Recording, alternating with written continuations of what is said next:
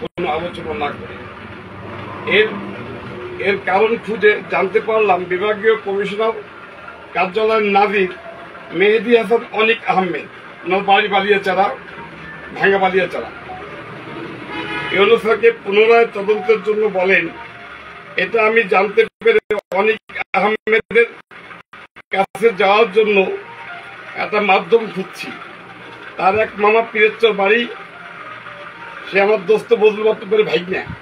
সে তার এক মামা আছে তুহিন, তাকে সাথে করে নিয়ে বিভাগীয় কমিশনার কার্যালয়ে তাহার সাথে বিষয়টি শেয়ার করি।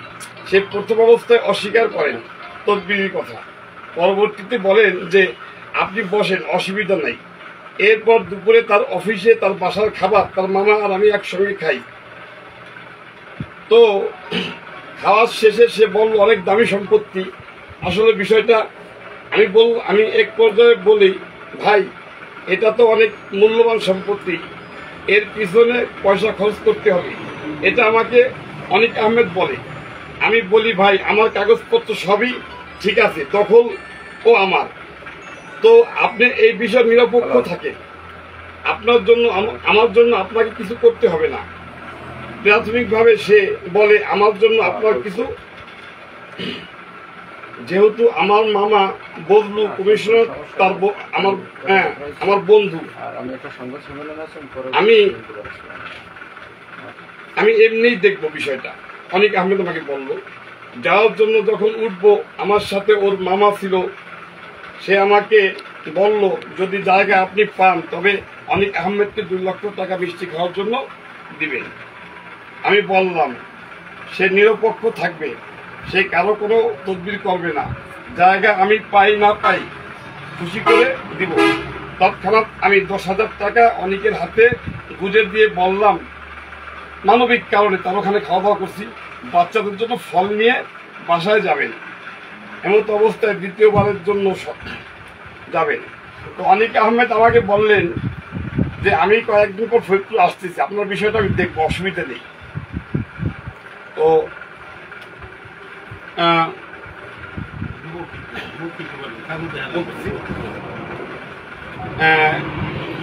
3-5 এরপর তার মোবাইল ফোনে ফরিদপুরে আসলো 30-5।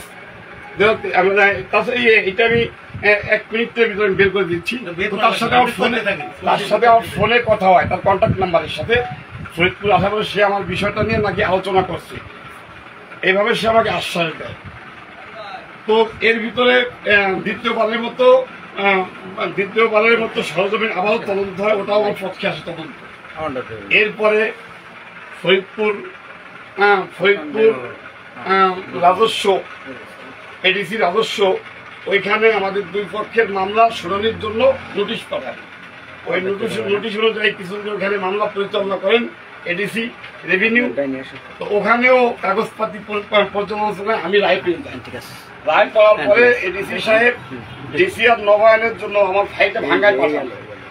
তো কিছুদিন আগে আমরা সবাই সম্ভবত জানি যে ডিসি সাহেব ভাঙে আসছিলেন, ডিসি মহোদয় পরিদর্শনের জন্য। ওই দিনকে আমার ফাইলটা ভাঙে আসি। তো আসার পরে আমি যখন ডিসিআর নবায়নের জন্য ভাঙা অফিসে যাই, এসিলেন্ট স্যারকে পাই না পাওয়ার পরে আমি জিজ্ঞেস করলাম স্টাফদের কাছে, স্যার কই, বলো ডিসি স্যার আসছে, তার সাথে আছে। তো এরপরে আমি সন্ধ্যা পর্যন্ত এখানে বসে রইলাম। পরে আমাকে অফিসের এক স্টাফ বললো আপনি আগামীকালকে আসেন। তো আমি আগামীকালকে যখন যাই, যাওয়ার পরে এসিলেন্ট সাহেব কোর্টে অফিসে আসেননি, 2টা পর্যন্ত বসা। এক পর্যায়ে আমি জানতে পারলাম গোপন সূত্রে আমার ফাইলটা বিভাগীয় কমিশনার কার্যালয়ে ব্যাক করে নিয়ে গেছেন। তো এটা শুনে আমি একটু অস্বস্তি বোধ করলাম। কারণটা কি, এটা আমার রায় হয়েছে ফরিদপুরের রায়, আমি পাইছি ডিসিআর অনুমোদনের জন্য ভাঙ্গায় পাঠাইছে, ফাইলটা ঢাকায় চলে গেল কেন? তো এর পিছনে যখন আমি হাঁটাইলাম দেখলাম এটা অনিক আহমেদ।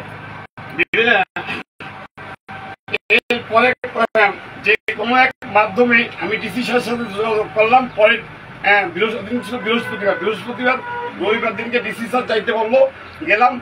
আমার এক বড় ভাইকে সাথে করে নিয়ে তার সাথে এটা শেয়ারিং করলাম। তখন আমার এই রায়টা দেয় এডিসি রেভিনিউ লিটন সাহেবকে ঢাকায় আনলেন। লিটন সাহেব বললো স্যার এটা সার্টিফাই কপির জন্য বিভাগীয় কমিশনার স্যার ঢাকায় নিয়ে গেছে।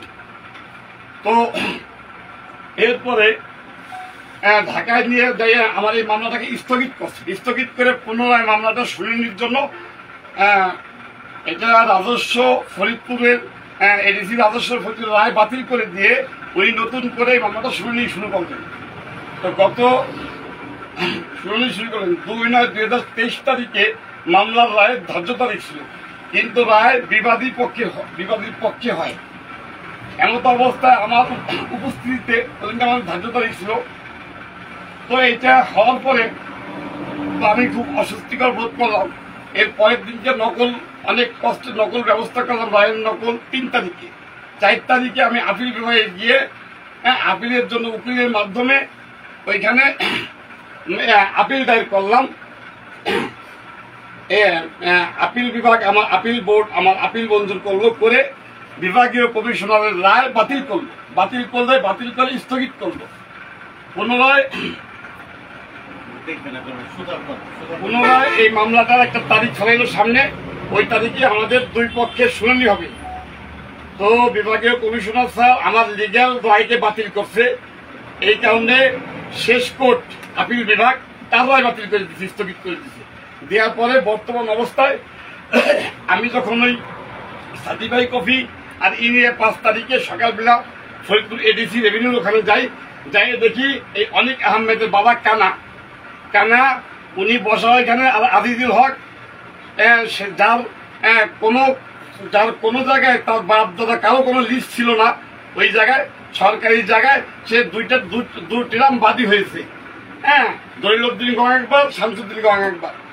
তো সে এই মিথ্যে এইগুলি তার ছেলে ওইখান থেকে ডিসিআর এর জন্য ফরিদপুর কোর্টে টাকা এডিসি রেভিনিউ স্যার কাছে গেছে, ওখানে গিয়ে আমি সার্টিফাইড কপি এবং নোটিশ নিয়ে প্রসেস করছি। এরপরে বললো আনঅফিসিয়াল এটা নেওয়া যাবে না। সিও বললো আমাকে, এডিসি রেভিনিউ সিও বললো। তো তাৎক্ষণিক আমি এক লয়ার সাথে আলোচনা করলাম, সে আমাকে বললো আপনি 20 টাকার কোর্ট ফি লাগাইয়া এরপরে আপনার সমস্যাগুলি কোথায়, আপনি এটা অবগত করার জন্য যে এই রায়ের বিরুদ্ধে মামলা হয়েছে অবগত করার জন্য আপনি এখানে এডিসি রেভিনিউর কাছে আসছেন, যেন তাদেরকে ডিসিশন না দিয়ে দেয়। তো এরপরে এটা করার পরে আমার সে রিসিপ্ট কপি দিয়ে দিল এডিসি রেভিনিউ, দিয়ে দেওয়ার পরে আমি ওইখান থেকে চলে আসলাম, আমার ওয়াইফকে পাঠালাম টিএম স্যারের কাছে, ওখান থেকেও সে রিসিপ্ট কপি নিয়ে নিল দেখাইয়া। তো যাই হোক, একটা পর্যায়ে এই আমাদের নাজির তার চাকরির বয়স হচ্ছে 5 বছর, সে প্রমোশন পাইছে, হোল্ডিং আপিল বিভাগের পেশকার হয়েছে সে আনঅফিসিয়াল ভাবে আমার রায় এই রায় দিতে ভাঙ্গাই পাঠাইতে রাত্রে আমার ফাইল আনঅফিসিয়াল ভাবে বিভাগীয় কমিশনারের কার্যালয়ে নিয়ে গেছে, নিয়ে যাইয়া এটাকে স্থগিত করছে। করে এরপরে সে ওটাকে তার পক্ষে রায় করাইছে। কাগজপাতি তার ওরকম উল্লেখযোগ্য কোনো নাই। 2টা সরজমিন তদন্ত হয়েছে।